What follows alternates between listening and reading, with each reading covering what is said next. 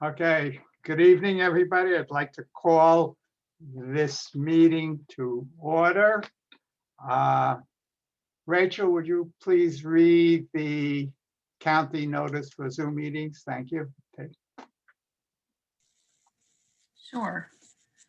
This meeting is being held pursuant to and in compliance with emergency ordinance number 20-A16, an emergency ordinance to ensure the continuity of government during the COVID-19 disaster. The committee members who are electronically present at this meeting are Marty Meth, Judy Schluchel, Lee Condor, Marty Davis, Nancy Hunt, Nicole Scrow, Peter Thompson, and we have Supervisor Ned Galloway as the board liaison. The persons responsible for receiving public comment are the Places29 Rio Community Advisory Committee. The opportunities for the public to access and participate in the electronic meeting are posted on the Albemarle County calendar.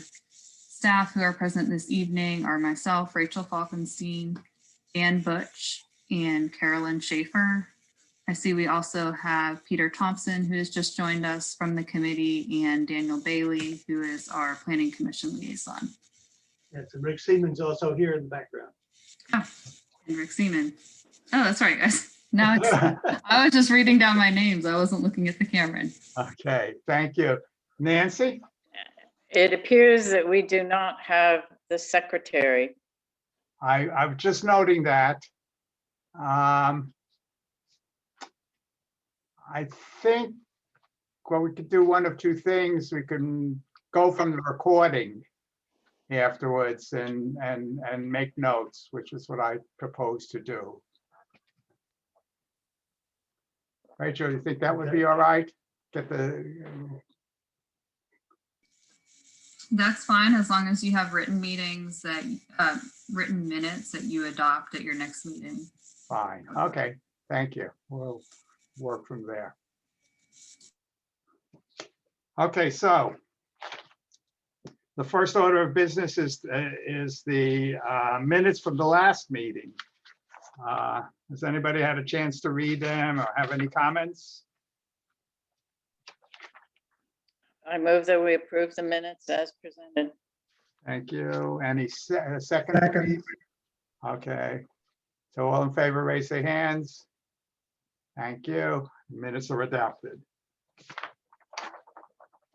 Our first speaker is Daniel Butch, who is a senior planner in transportation, who's going to be talking about bike and pedestrian planning in the county. Daniel, the floor is yours. Correct. Good evening, everyone. I work in community development, senior planner in transportation. I'm sure you're all familiar with Kevin McDermott. Him and I have been, we work on transportation priorities. And so we had some emails coming in specifically having to do with the Rio area, but focused on bike ped connectivity. So we thought this would be a good discussion talking point for the CAC here. I'm going to share my screen for a presentation.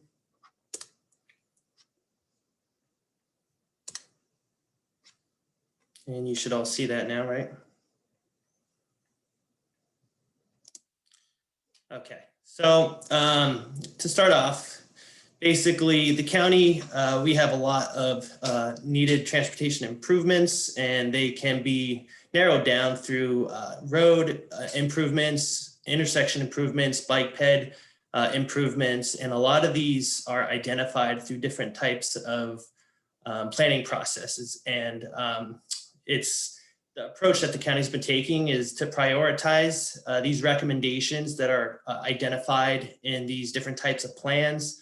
Some of them are regional scale, such as long-range transportation plans or rural transportation plans, as well as the Jefferson Area Bike and Pedestrian Plan. All of those are through the either the MPO or the Planning District Commission, and they focus on regional connectivity. Again, it would be focused on road networks. The bike ped plan more focusing on bike shared use path connections. We also have a lot of recommendations that come through our small area plan and our master plans. and through the comprehensive plan. We have, that's on the county level. But we get a lot of recommendations for improvements through different avenues working with VDOT. We have corridor studies, safety assessments.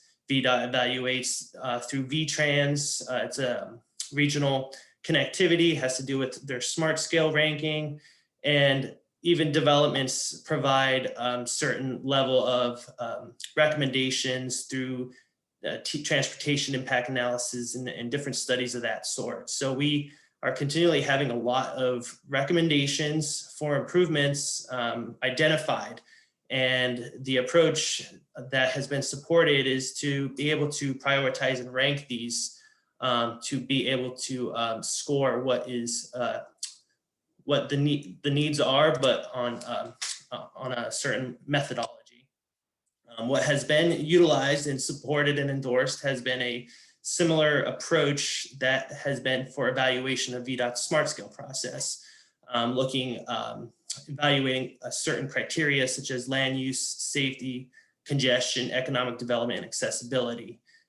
It's more of a qualitative approach, looking at these recommendations and locations of these recommended road, intersection, and bike ped improvements in a qualitative analysis, ranking them through how they would, how they're primarily considered utilized with land use, such as ongoing proposed developments and how well that would serve these developments and for and serving community destinations, as well as through safety factors. VDOT provides us their crash data, and so we look at locations, and if these for bike and ped, we would weigh factors such as if this was a pedestrian or bicyclist crash, and so these are and the type of crash, the severity as well. So that's analysis that we would look at for the safety aspect of that.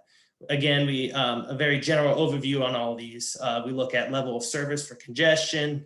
We look at ongoing and proposed developments for economic development, and as well as access for accessibility, such as to employment and multimodal access as well. So that eventually becomes scored and ranked, and that is how certain projects are identified and move up through the ranking system. This is an example. This is our current endorsed Albemarle County transportation priorities. This is the last update was in 2019. And so this is online. This is available for everyone to view. And you could see this is, again, countywide, and it's also in collaboration. We have recommendations, again, from the Charlottesville Albemarle MPO's recommendations from their transportation plan. And so, a lot of these bike ped projects that the focus is going to get back on, we are working on a countywide scale of ranking these projects against other improvements, be intersection and road improvements, but they have a different way of being factored and scored into it. And so these projects potentially, the goal is to have them become potential applications to be submitted for funding, and basically certain, like I said, they're previously mentioned in plans, and it's an ongoing process. We'll always be evaluating this prioritization and ranking, and within this ranking process, we identified a way to help us visualize this and was able to form a transportation database. So this is information that holds our ranking that will show what projects are going to be future applications. And we have what you're looking at right here is identified projects and recommendations that are high level, just conceptual, but from our county's prioritization with the number that they're identified, one being the highest. And so this is identifying RIO, obviously. And so we have our bike ped projects are more the red colored dashed, the road projects are yellow, and then you have intersection improvements. And so you could see just within this area, how many projects are identified from all the previous mentioned plans. And we have a lot of bike ped potential connections in this area. And within this, we have been able to merge our future recommendations with existing infrastructure. And so this kind of ties in more into the bike ped discussions we've been having at our bike ped committee through the Planning District Commission. This is where we're looking at our future priorities with our existing infrastructure, narrowed down by shared use paths, bike infrastructure.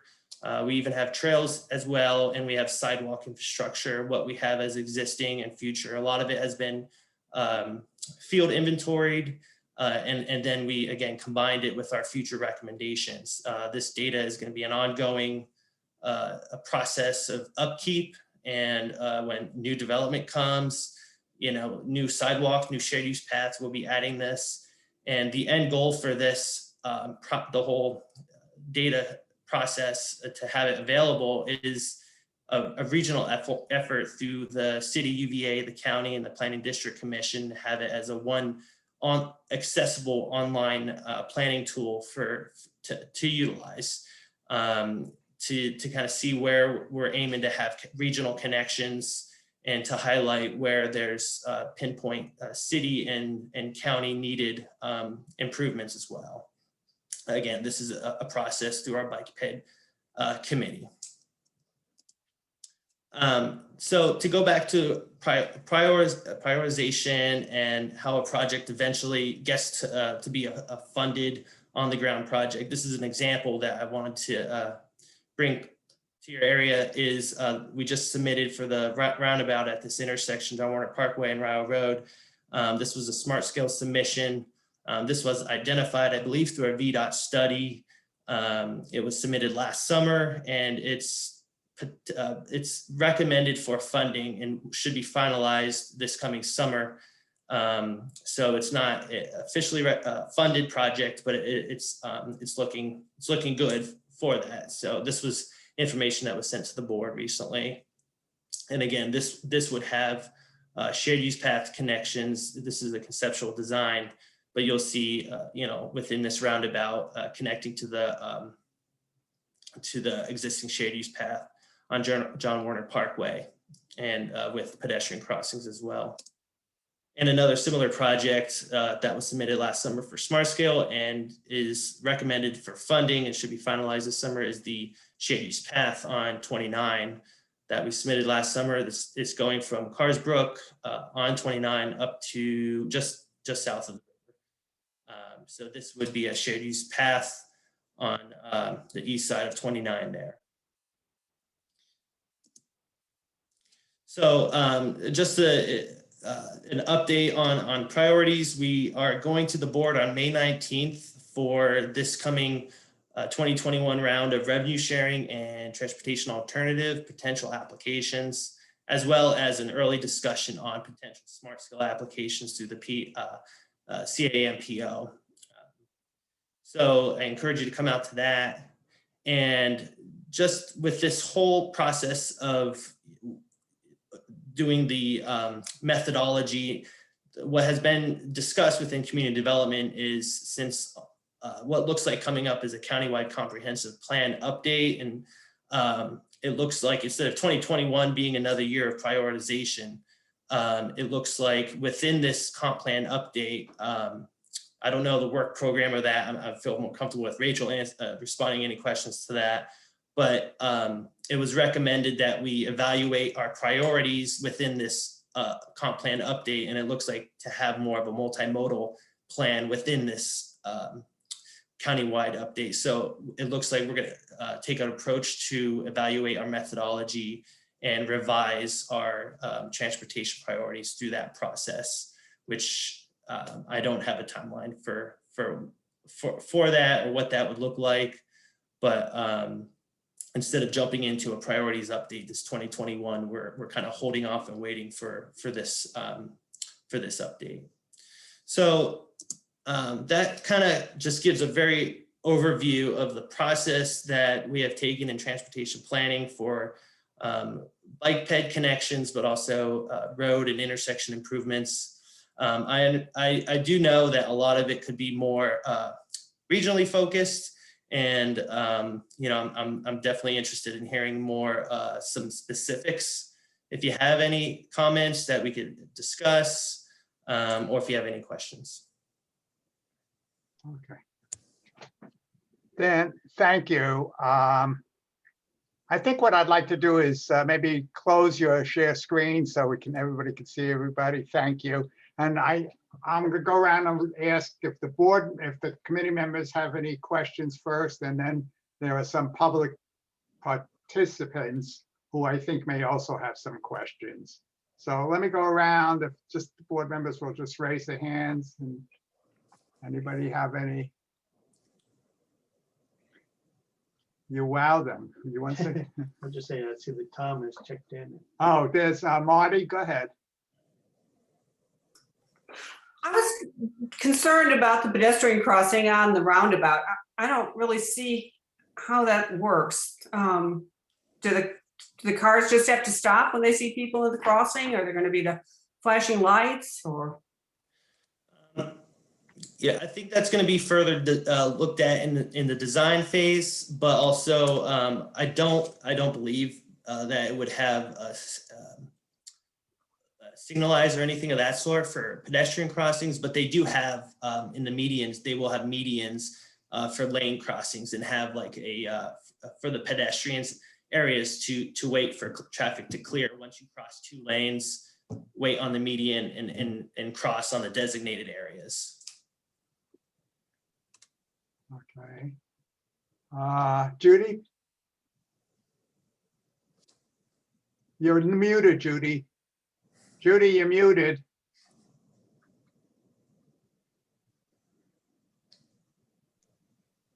Okay, finally clicked. Okay, to piggyback on what Marty has just said, if they're not going to have any, I guess, pedestrian crosswalks, what about something that's down near UVA, where people have to hit the button, and then on the roadway that there's these flashing lights? They also have them down by the Omni and McDonald's. Have they thought about something like that, or could we put that thought in?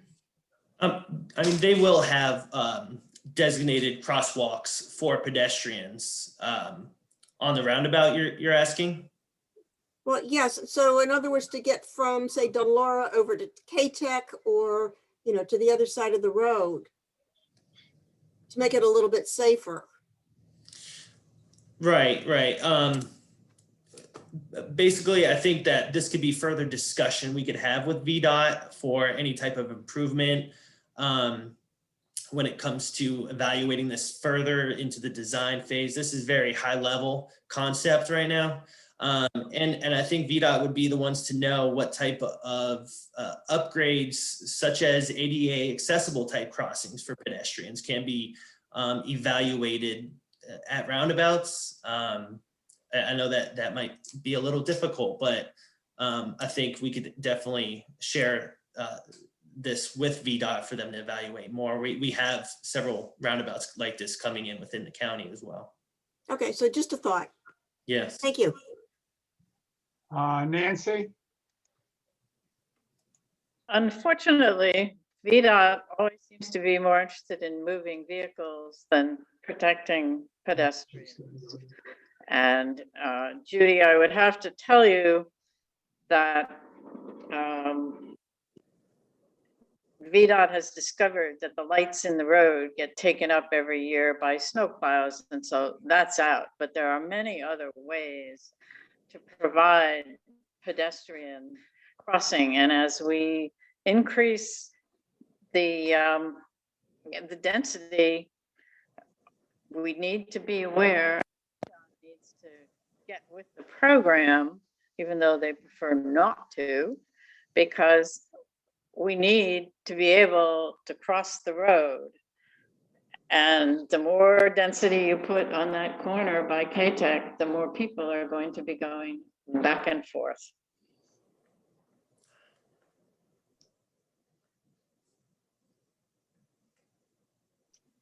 Okay. Listen, I don't want this to evolve into a roundabout discussion because we're really focusing on the past. I will say this much, that I believe, and Lee, you can chime in too, that the smart scale proposal is going to get another review in more detail this summer or maybe the fall, I'm not sure. And there'll be a time when citizens can have an input there is that at that point in time. In addition, if people feel strongly in particular about the roundabouts, the last thing I want to say about it is that we have the Rio traffic corridor study. You all should put in a note on that study that that's a matter of concern. I mean, if that's a place to also register it so it doesn't get lost. So there are at least two opportunities to register concerns, the study and then the actual smart scale. Other questions? I mean, I'm going to go to the public. I don't want to leave it. Okay, let's go to the public first. Carolyn, can we see if any of the public participants, I think, Michael, I'm not going to pronounce the name exactly. Gieshard. It's Excuse me if I don't German. get it. Michael, the floor is yours. Please ask. Thank you. I was wondering how we're proceeding on neighborhood connections for bike ped parallel routes, so we can have a parallel network for bike ped that's not on a main road. So that's what I'm interested in. Right. Thank you. Yes, Michael and I, we've been having these discussions at our bike ped committee meetings as well. And like I said, the prioritization, we have a lot of recommendations. Some of them can be regional connections, but it's also any type of improvement looking at just this route area. You know, we do call for even bike improvements, might not be bike lane, but on Carsbrook, you know, when VDOT is doing pavings, we have been keeping our eyes on this and being able to have conversations with VDOT about some type of additional signage or additional shoulder to allow for these bike ped improvements.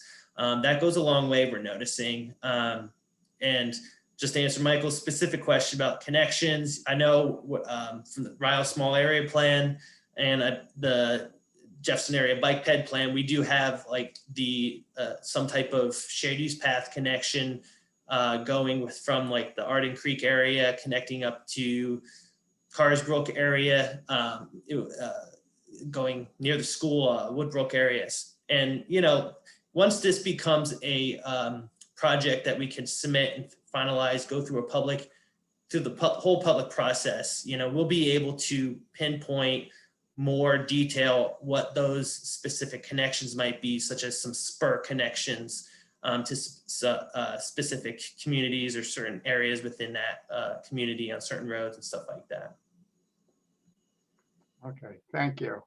Does anybody else have, okay, so we have no other comments from the public. I'd like to ask one question. The Sure. smart scale process involves a lot of public input, and somehow this has escaped me at least. I don't know. Obviously, Michael has been involved in it a little bit. But how do you see when these projects are being proposed, or what's the process for getting involved? You mean when we take this prioritization to the board? Before you take it to the board, there's a process for public comments on smart scale projects. It's fairly involved. Have you Right. have a process like that for your projects? Everything to be ranked, everything is recommended through like endorsed plans. This whole process has been going to the board. Again, this was 2 years ago, was the last update, 2019. And like I said, within the new comp plan update, it looks like we're doing a different approach to our priorities countywide. But a lot of our recommendations are from adopted transportation, regional bike ped plans, and or on the smaller scale as well. But when we do go to the board, this is public meetings. Maybe we can promote it more through the CACs as well. I'm sure we could do that a little better then, but this process 2 years ago, I was involved with it. It was, yeah, so I know if that answers your question or not. Well, it's a start, so we'll see. We'll be in touch a little bit. But like to bring up a point too, you know, projects, this prioritization process we're talking about, but with the smart scale projects the two that I highlighted, there was 9 county projects that are recommended for funding this coming June, 9 out of 10 that we submitted. And a lot of them were intersection road improvements, but I highlighted the 2 that were in your area. But if they do end up being funded, they would go through a whole individual public process as well through before the design. Even I think at 30% design, they hold public hearings as well for those projects. So Dan, could you just, because it was hard to see your charts, what were the 2 in our area that you said? It was the Route 29 shared use path, Carsbrook up to just south of the river there. Okay. And on the east side, and then the John Warner Parkway, Ryle Road roundabout, and shared use path connections. Okay. And I'll put it in the chat. This link of our priority projects is under community development, but I'll share it right now. Okay, that would be great. Now, Michael Gizzard, who you spoke to, have talked about a path from Woodbrook down to Albemarle Square. Is that something that is in the works somewhere? I believe I'm looking at the right connection here. We have it as a priority that's called out for some type of bike ped improvement, and it looks like it would be more of a shared use path connection going within the vicinity of the area that you're talking about. And again, these projects need to be further studied. They're just recommendations. They're high level, and once they start moving up, to be honest, within the county, there's around 100 projects countywide that are recommended for some type of transportation improvement. Okay, fine. Thank you. Any other last questions, and then we'll move on. Dan, thank you very much. Wish you a lot of luck on this. Okay. The next item on our agenda is a density bonus overview. Rachel, the floor is yours. All right, thank you. Good evening, everyone. I'm going to get my screen share going here. Okay, so this is a topic that Marty asked me to talk about. There's no particular application or anything that this is associated with. It's more just ongoing kind of information sharing, providing kind of information and learning about how kind of development happens in Albemarle County. And the topic for discussion tonight is about bonus density. This is a feature that we allow for in our zoning ordinance, and it could be applicable to any type of residential zoning in the county with a couple of criteria identified. So just quickly overview, refresher on what zoning is. Most localities in Virginia and actually across the country have laws about what you can build and where you can build it. And it's typically referred to as zoning because land is broken up into different zones, and the zones themselves have requirements and laws about what can be built. And this is tied back to what's called health, safety, and welfare legislation that allows counties to do this. So it's a kind of legal mechanism for the county to regulate uses of property. And so our zoning ordinance in Albemarle County contains 6 residential zoning districts, and they're listed here. They're a letter R and then a number followed behind them. So there's R1, R2, 4, 6, 10, and 15. And each of these residential zoning districts contain regulations about what uses are permitted within the districts. Regulations, this relates to size of lots and how big buildings can be and where they should be placed on the lot. In each of the residential zoning districts, there are also bonus factors listed. And so, and part of the area and bulk regulations are density requirements in each zoning district. So they're called gross density. There's a lot of legal terms. If you've ever looked at our zoning ordinance, it's written in very legalese language. So the density requirements in each of our residential zoning districts correspond to the number. So in R1, your density is 1 unit per acre. R2 is 2 units per acre, and so forth. So that's a little bit of baseline knowledge to kind of talk about how bonuses work. So here's our definition of what gross residential density means. And the way it's calculated is on a gross basis. So a 1 acre lot is the entire acre is used to calculate your density. Even if it has a 1/2 acre of stream buffer and restricted land, we still use a gross calculation. We use the entire acre to calculate density. So bonus factors are intended to encourage development that reflects goals of the county and through the goals of the comprehensive plan. And so to this end, we have development standards that are to help achieve goals of the comprehensive plan, and they're applied to the gross density of each of the districts. And they also have to be in compliance with the other regulations of the district, and they shall not, the term shall, kind of a legal term we use, meaning it can't exceed recommended density shown in the comprehensive plan. And these 2 paragraphs are taken straight from our ordinance. They're, again, that kind of legal language that talks about how we should apply bonus density. So bonus factors allow for density increases over those numbers listed in the residential zoning districts. So for instance, I said R1 allows 1 unit per acre. You can go above that 1 unit per acre if you meet certain factors. The ordinance also lists how far above the maximum allowable you can go with bonus, and they are reviewed and requested at time of site plan or subdivision platting to develop a property.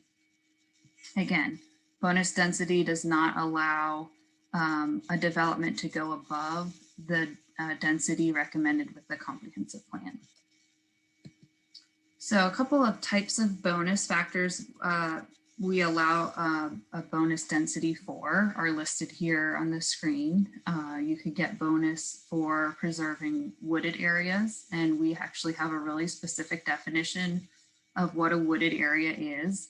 You can't just have 1 tree on a property and call it woods. You have to actually prove that there is a stand of trees that meets our definition of woods. And if you do that, you can qualify for a bonus density of 5 to 10% above the baseline allowable density. Another factor would be dedication of land to public use, not otherwise required, and you can get a density of up to 15%. And again, there's a review process for this, so you can't just donate land that nobody wants. We actually require board approval for this, and we have to accept the donation that it's land that we want. Providing road improvements that are not otherwise required, you can get a density of up to 20%. And again, there's a review process. The Planning Commission reviews this one, and VDOT approval is required. So typically with site plans and new development on property, we require sidewalks. But if you want to do something kind of above and beyond just the baseline, sidewalks and street requirements, you could get a bonus density. An example of that would be a shared use path, something that Dan was just talking about. If you want to go above and beyond and provide a trail or shared use path connection, you could get a bonus density. And then the last factor is affordable housing. You can get up to 30% bonus for providing at least half of the additional units as affordable housing. So now I'm going to talk through two scenarios about how, and these are just made up scenarios about how bonus density could be applied on a property. So the first scenario is you have a 1 acre lot and it's zoned R10 residential. So the zoning on the property would allow a gross density of 10 units an acre. And since it's 1 acre, you could get 10 units total. This property is designated in our comprehensive plan as urban density residential, which recommends a range of 6 to 34 units per acre. So if we have an applicant that proposes to preserve 20% of the lot as wooded area, they would qualify for a 10% density increase.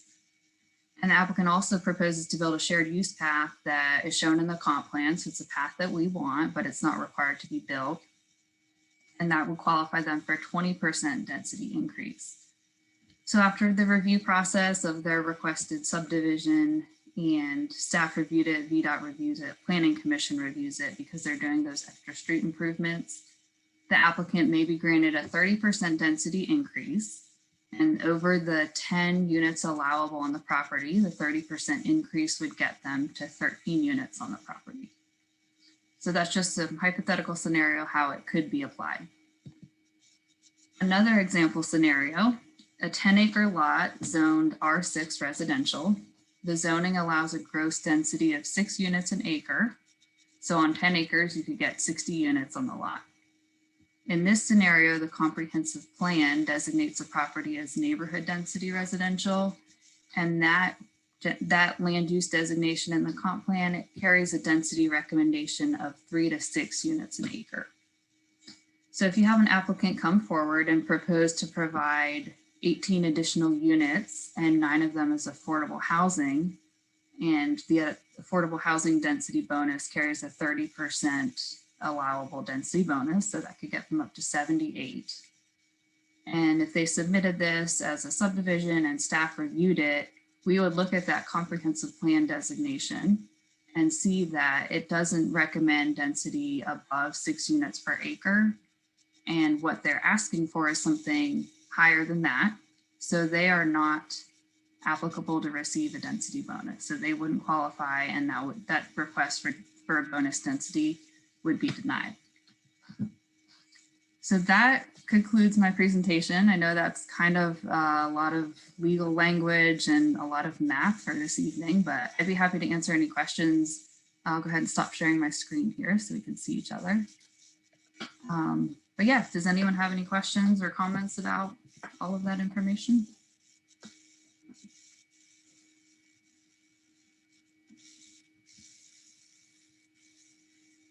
Judy, and unmute yourself, please. There we go. Nope, you didn't. It didn't. Okay, there it goes. Okay, so I'm not sure that I completely understand this, but okay, in theory, a developer comes before you and wants to have something rezoned, and you approve it. And then they come back and they do all these other bonus factor scenarios. Isn't it sort of like double dipping? I think a lot of that is hypothetical, and it's a case-by-case type of situation. So it depends on what their zoning that they were approved for. A lot of times with zoning, if someone's doing like a mixed use or one of our planned development type of zoning, they're approved for a certain number of units, and that's tied to their zoning. So in that scenario, bonus densities wouldn't apply. They could just get whatever was approved, what number of units were approved with their rezoning. Now, if someone came in and rezoned a property to one of our residential districts, one of the R1, R2, and they didn't have any proffers or specifics tied to the rezoning, then potentially they could qualify for a bonus density. We don't see a lot of those conventional type of rezonings. Most of the applications that come through are for a mixed use development or a planned residential zoning district, and they carry kind of a different type of approval with them. Okay. Thank you. Thank you. Other questions?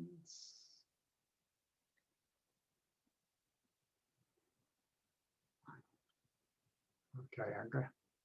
I have sort of a little bit of a reaction. It's one of the reasons I asked you to talk about the factors. So basically, the factors that influence the bonuses are in the comp plan, right?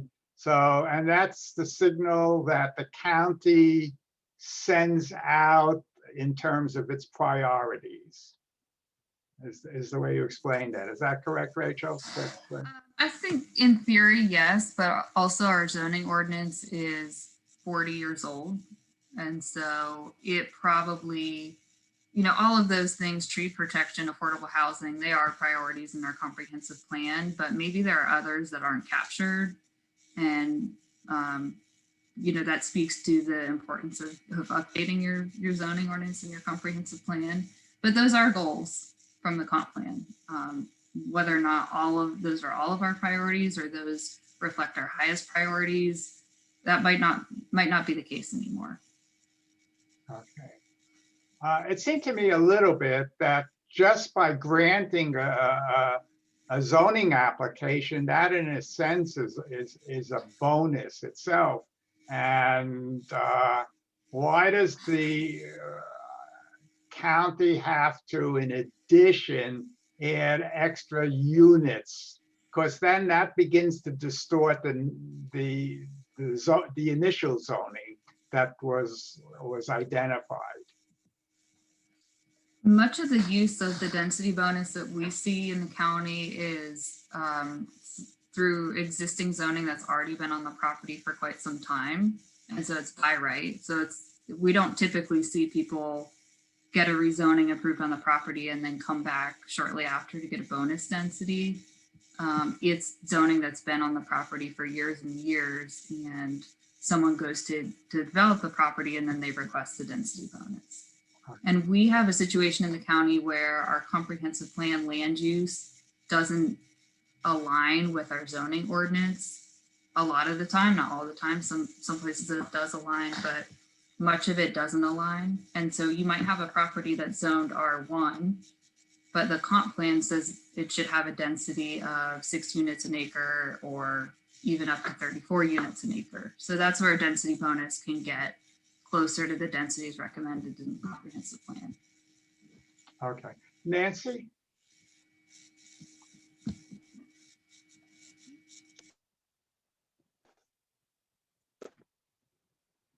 You're muted again. You. I give up.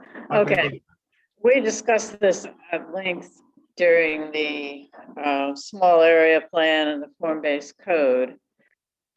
So perhaps you could recap, because I think we did something that just allowed bonus for affordable housing.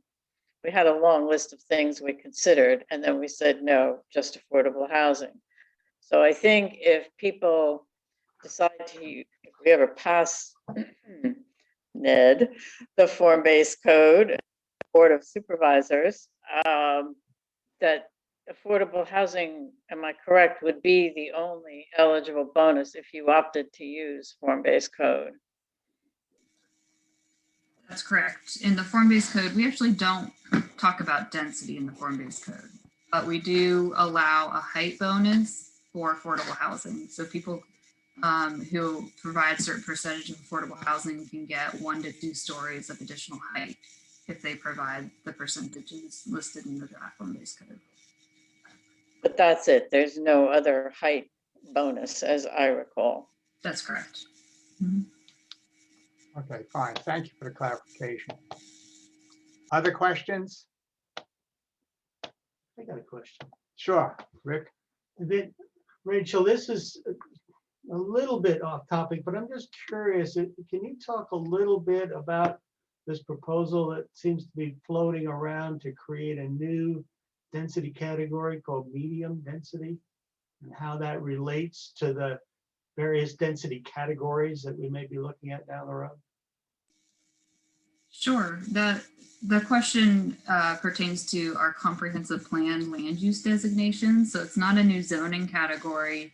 It's a land use within the comprehensive plan, and it would live between our neighborhood density residential and our urban density residential category. And we're proposing to apply it in Crozet with the Crozet master plan update. And the idea is that it would promote smaller housing types that have a density a little bit higher than our neighborhood density, but it's not as high as you would see in apartment buildings. So it would be, smaller multifamily like duplexes or quadplexes that might have four or five units in a building, but not so big that you would have a kind of a full apartment building. And the density range recommended for that is 6 to 12 units per acre, with possibilities of going up to 18 with some creative design and additional affordable housing. That's as it's proposed. It hasn't been adopted yet, and it's still working its way through the process. But we felt that, and we've heard from community members, that our urban density category right now, it's 6 to 34 units per acre. But that's a pretty big range, and there's such a wide variability of housing types that you could get there. It's creating a lot of uncertainty for folks. And this middle density residential seemed to be a need in the county for not only the housing types, but those density ranges that we don't see a lot of. You're thinking that eventually that may be applied to other areas of development in the county. It just happens to be part of the discussions in Crozet as of right now. I think so. I think it makes sense for other areas of the county. I mean, we would have to go through the process for other areas and see, where it should be applied. But I do think it's a need we have in other areas, not just Crozet. Thank you. Other questions? Okay, thank you, Rachel. We'll move on to the liaison reports. Dan, Ned, would you start, please? Hey, good evening, everyone. I got really two main updates, and then I can answer questions on others, or we can add to the list for the next time. Let me get them in front of me here. One, at Marty's request, were the sidewalks update. As you know, last time, these are all bundled together with other sidewalk projects in the county. So last night, we did approve the additional monies. At the last update, I had said that the bid came in well high. So the additional monies were approved on our consent agenda last night. And this is the time frame I've been given. So apparently now it takes 3 to 4 weeks for VDOT to review the bid and the accompanying documents to ensure compliance, et cetera.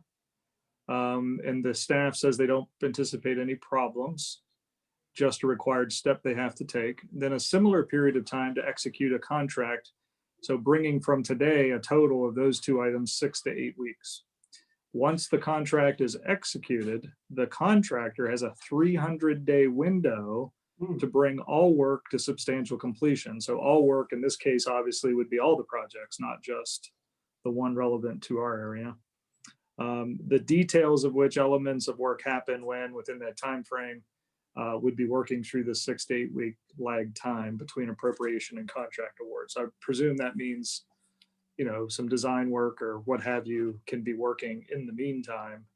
But that's the update. So it sounds like worst case scenario, if they have a 300-day window from the time of contract completion or execution, then that could be 300 days from, I guess, 6 to 8 weeks from now. Okay. So that's the long worst case scenario. But the money's approved, the bid should be there. So now it's just a matter of getting through it, and hopefully it will not take, hopefully the contractor will want to get this project done and out of the way and not be taking all of that time. Well, that's good news. Thank you. So that's what I have. I mean, that was all kind of an update before we made the official approval last night, but the approval did go through. The other update I was going to provide was on the Chick-fil-A traffic item. I have started to receive some other non-CAC member constituent emails on that one.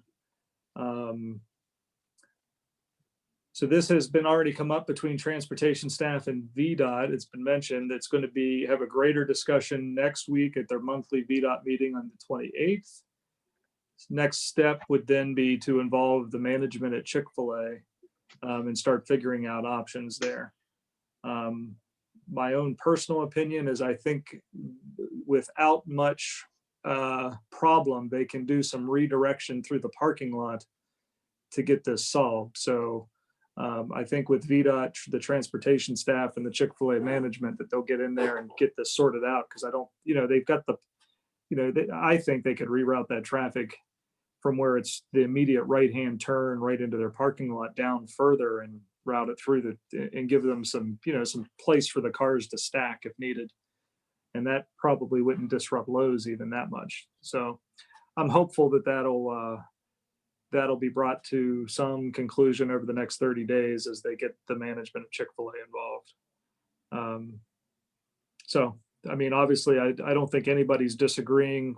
I've yet to have anybody tell me it's not an issue, and nobody's saying that it's an acceptable issue, that those cars can stack up and create havoc on the intersection of 29. So this one's flagged, it's in motion, and hopefully we'll see some sort of changes and, like I said, solution before Memorial Day. Well, that's great. That's very good. Thank you. I mean, and then as you guys know, we're working through budget. There'll be a public hearing next Wednesday for the budget if folks want to make comments on that. But those were the two main things that I had on my to give update on tonight. Okay. Brian? I'm not positive, but I think I heard that the Chick-fil-A is actually closing for renovations. So, Well, hopefully a renovation will be their damn drive-through lines, right? I didn't know that, so that's good. I'll make sure I send that note to the staff, because seriously, that if they're down, they could do, if they had to do striping or do some other stuff that could help. That's the ideal time to do it. I'm not positive, but that's what I heard. Okay. That means they'll start having people backed out onto 250 over on Pantops when everyone goes over to that Chick-fil-A. Yeah, exactly. Nancy? Yes, I have a couple of comments and a question for you. One, it was clearly disappointing that the form-based code didn't get passed. It's understandable given the tie to affordable housing. Unfortunately, affordable housing, as you well know, is a very challenging issue.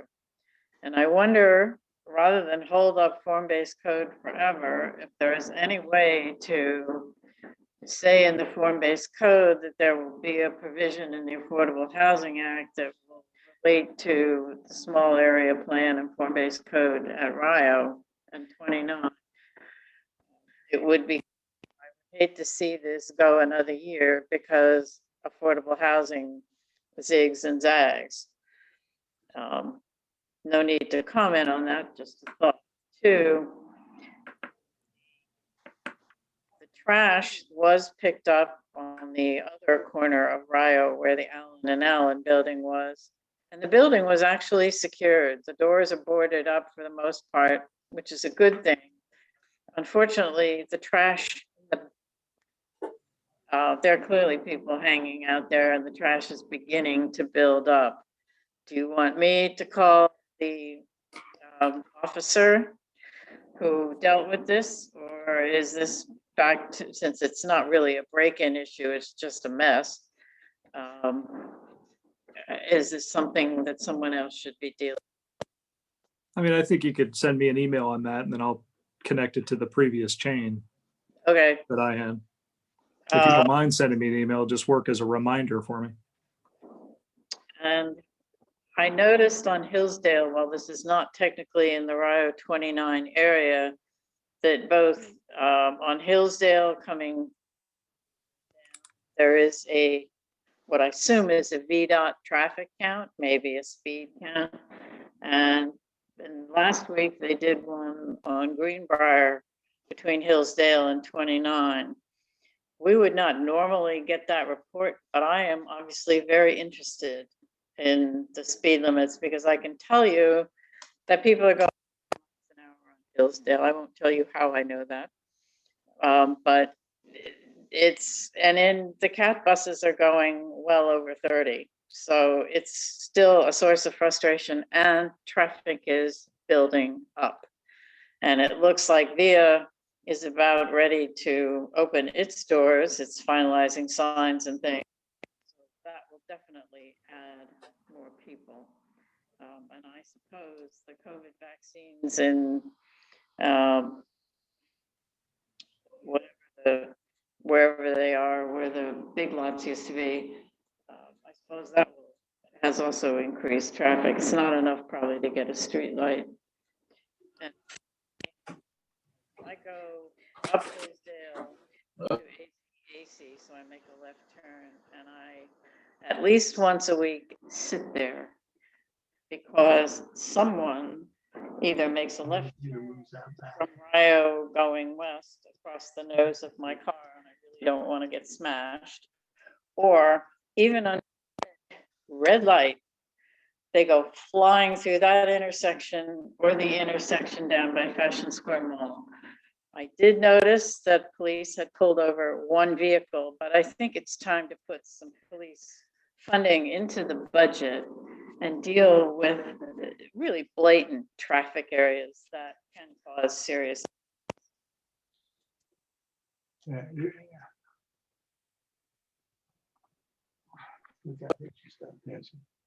Was that, I'm sorry, were you all done there, Nancy? Yes. Yes. So I'll make comments on the form-based code. The form-based code is tied to the housing policy. So the timing of it when we deferred it was that, well, let's defer it and time it because the housing policy will dictate what's in the form-based code. So the issue came up in the form-based code. So before we tied it into the policy and then had the form-based code and the policy not connected to one another, let's defer. But the idea is once the housing policy is set, we can deal with the issue.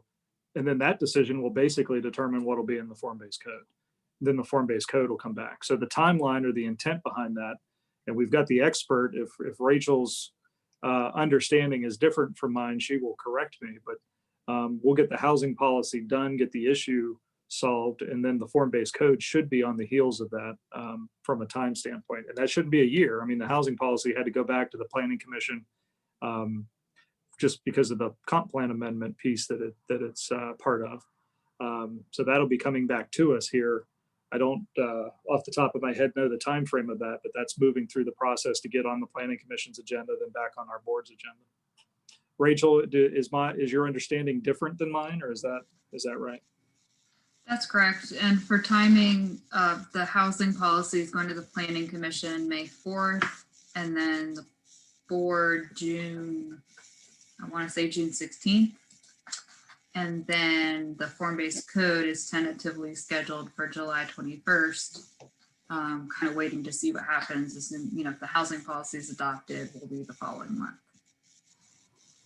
month. Thank you. And then understood on the speed. I mean, speed concerns everywhere in this county. We were just last night talking about speed cameras on rural roads and the issues that the rural areas are having. It just seems to be an ongoing issue in just about every place that we have traffic moving right now. I got another email from another constituent not connected to the CAC about the Hillsdale Drive corridor and the traffic calming. So that's on my list to get an update on that. So this body might be interested in that once I get up to speed on where we're exactly at with that issue right now. But I will certainly pass along. I mean, the Chief Lance definitely hears from us a lot on different speeding areas. And when we get them, I pass them on to him so that he's aware of them. And then from an enforcement or a patrolling type standpoint, they have to do the best they can to be out there and have a presence.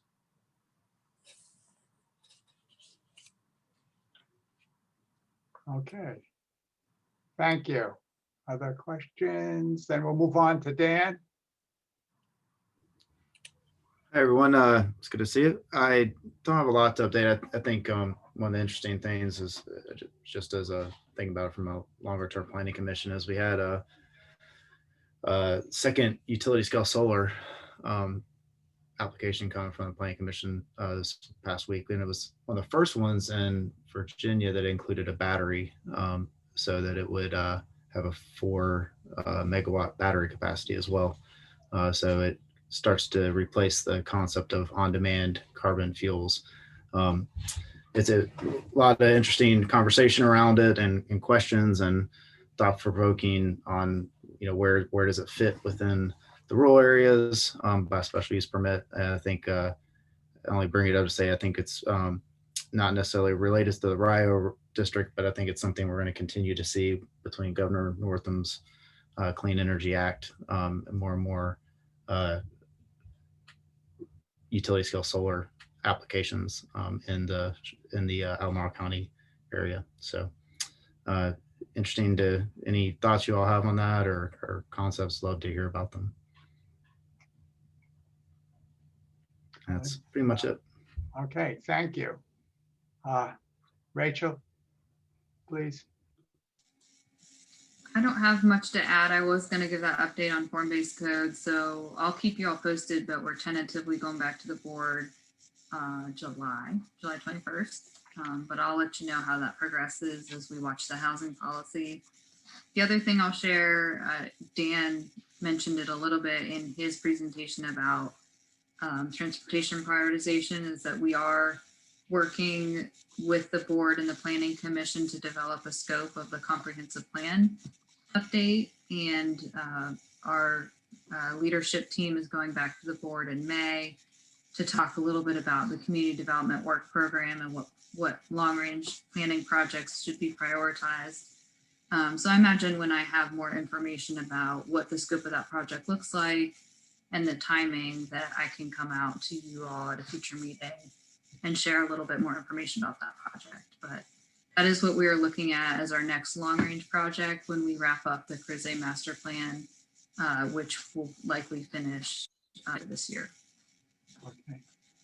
All right, thank you. So for last topic on our agenda is other business and the watch list. I'd like to do the watch list fast and then let everybody speak their mind if there are areas that they want to discuss or bring up to the group at large. So for the watch list, I'm gonna just share the screen. If everything works out all right for a second. Just to remind you, I'm not gonna make this, this should be it. Let's see. Okay. And let's see if I can do this. Okay. So what I'm going to do is very briefly just flash a long list of watch list items. I'm not intending, just as a reminder, I'll let you for each of your areas just look at it for a second. I will send it to everybody after the meeting as an email. And what I'd like to everybody to do, and we'll talk about this after I finish, is to maybe go back and see how we can color the list a little bit, or if they have any other ideas. I think we have some things that have just been sitting there for a long time, and I'd like to see if I can reduce it. So let me just go down real quickly, just to remind everybody. So this is the area that I have, in fact, and then this is the area that's in Dunlora, Belvedere neighborhoods.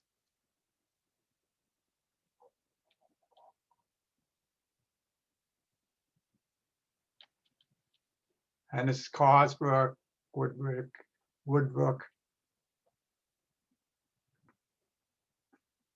And then these are the last two areas, Old Brook and Business. Now, some of these things have been on a long time, and what I try to do in my own mind is just say, well, what are the things that are of most interest to us, or that I saw that were common along, oops, excuse me, let me go back down, my mouse took over. That were common in more than one of the areas. So the East Rio traffic study, we haven't heard a lot about that recently, and I think one of the things I think I would like next month is for Rachel maybe to catch us up on that. We have the small area plan. We're talking about that. we had a little bit of a discussion about the small area plan implications for the, I forgot the name. My mind is shot these days. The caliber collision. And, you know, and maybe we ought to think about taking a harder look at things that come within that small area plan. People have commented about the entrance corridor appearance, and that's something I think we're going to try to revisit at some point. Wetzel property, what the status of that is, and I think, as I understand it, it's going to come back on. It's going to be, I don't know whether the CAC is going to have to review it again or what's going to happen. We'll know in about a month, as I understand it. And then we had mentioned, I'm going to skip down for a second, the Chick-fil-A. Ned just sort of addressed that. And then we had some water management issues on Woodbrook and Carsbrook that I think, I'm not sure, were recently brought up, and I don't know whether we really have an answer to those. Okay, so I'm gonna just to remind everybody, does anybody have any just general comments they want to make about the watch list? Add to the watch list right now for this month. Can't see everybody. Judy, did you say something? Yes, actually, I received an email this afternoon from Cameron, and he said the Parkway Place, the Wetzel property, proposal was resubmitted by the new developer for review, and staff comment letter will be sent to the applicant and made available online about May 5th. Okay. So that's the latest information as of this afternoon. Okay. Anybody have any other comments? Peter? Yes, please. Yeah, I can't remember who it is, but we have a CAC representative on that Rio corridor study. Tom. Correct, Tom. So can we just have Tom report regularly on that for us? Because as far, Tom can unmute himself, but as far as I understand or I'm aware of, and Tom can correct me, the committee has not yet met. Tom? I see. Well, perhaps once it starts meeting, we could get a regular. Absolutely, yeah.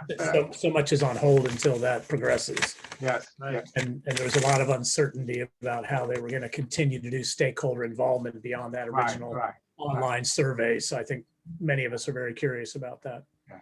And then just to remind, and then Tom, I'll let you go. Ned had mentioned last month that the funding to have the study go the entire length of from 29 all the way to the city line is now in place, which was good news. I'm sorry, Tom, did you want to say anything? No, I haven't heard anything yet. I apologize. I've lost my internet 3 times in 2 weeks, and I lost it again tonight right around 5, 6 o'clock. I didn't know it till about 7. Okay. Been rather irritating. Yeah, well, you can see Rick is in my house because he lost his internet as well. So, Right. No Not the same time, probably the same supplier. probably the same Okay. box. So, okay, so that just brings me just to, I'm interested if any of the committee members have any other ideas for topics they'd like to address. You can hear I keep bothering poor Rachel with topics, and I'm certainly open for other people to suggest topics that we might address that would be of interest to the group. And then anybody else have any comments about the group operation or anything else? We have a couple of minutes. I want to try to get us out early, I know, but anybody have anything else to say at this point in time? Judy? Yeah, okay, I can give, and I suppose that everybody in this area is a little bit aware that Dunlora Park Phase 2. Anybody who has driven down Dunlora Drive and Rio has seen the culverts and the fire hydrant laying there for quite a while. So I had another report to do, and I'll just tell them that the original plans have been resubmitted, and now they're proposed to have 3 townhouses on Varick Street with backloading garages, and there's going to be a private drive, and there's going to be 3 single-family detached homes facing Rio Road.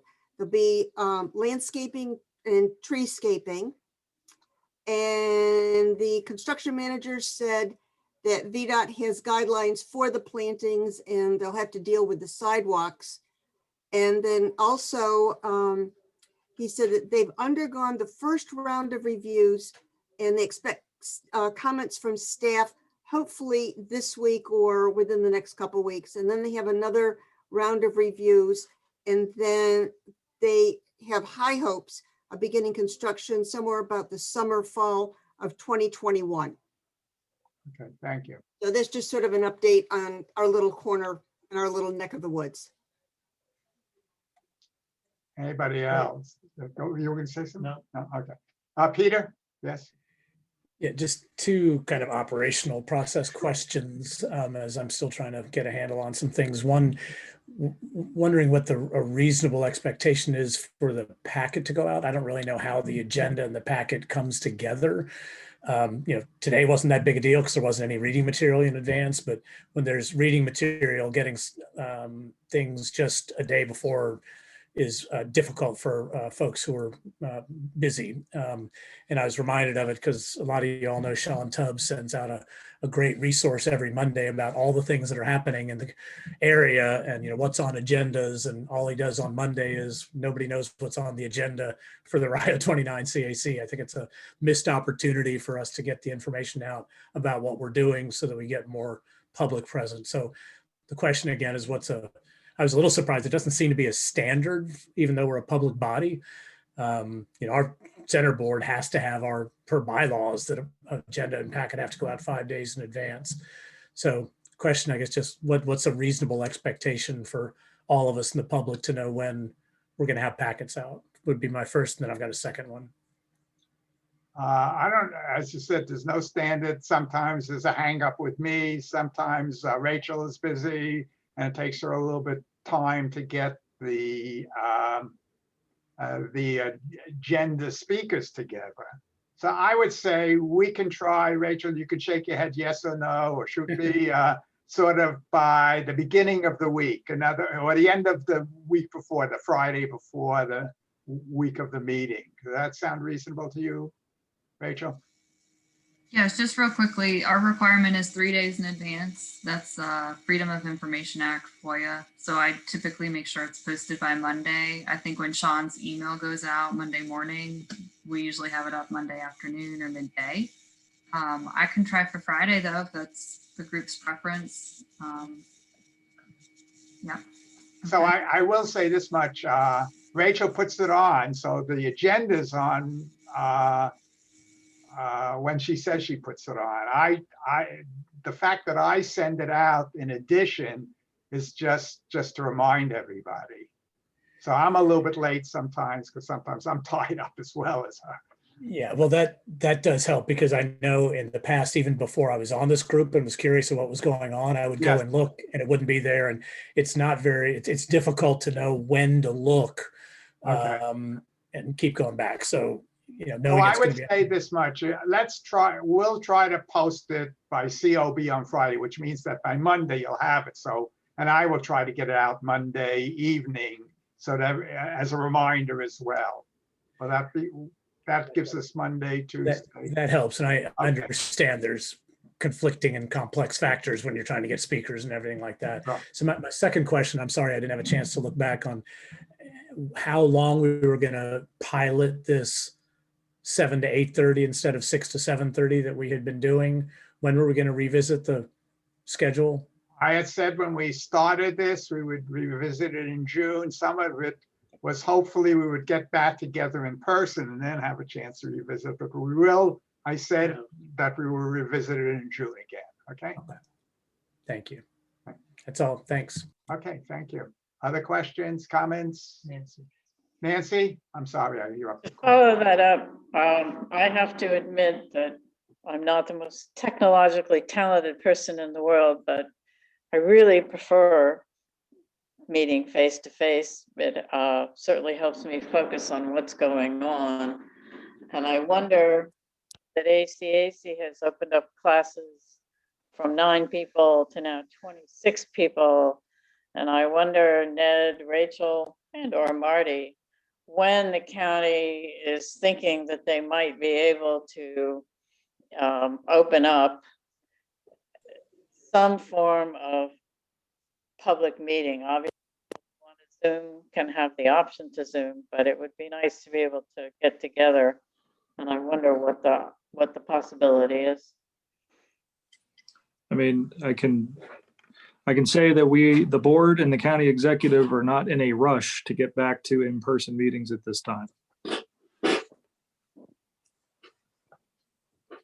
Well, it's unfortunate because there are plenty of people in the county who don't have reliable internet, even including some of us.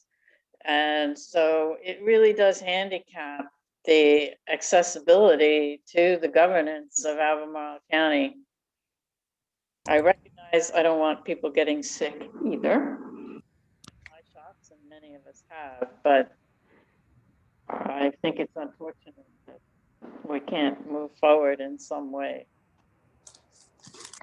Well, when the board makes a different change in our stance, then it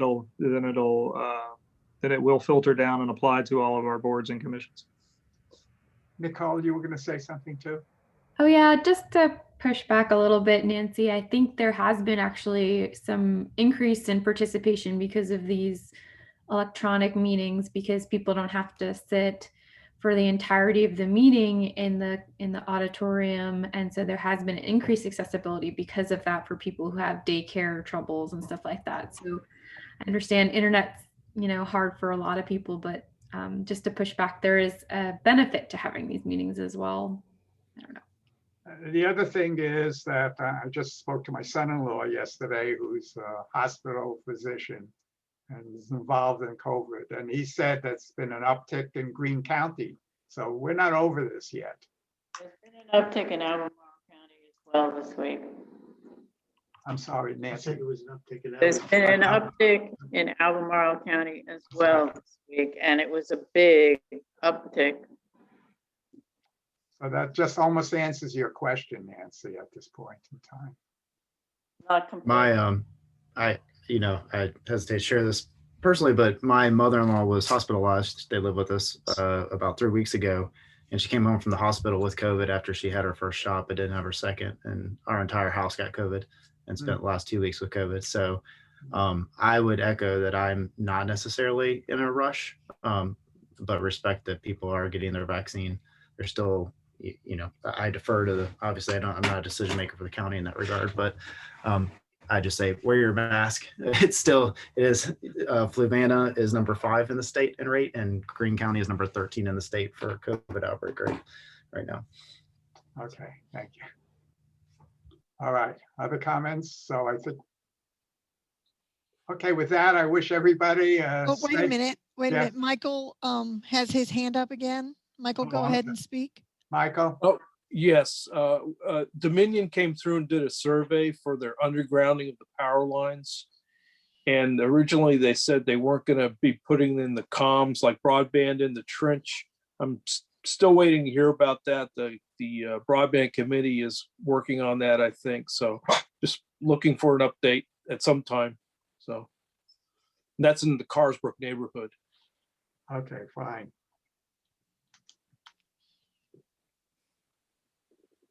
Okay. And we can figure out a way of addressing that. Thank you. Other things? So I wish everybody a safe next month, a little bit warmer next month. And we will see you then. Okay, take care, everybody. Good evening. Yeah, thank you.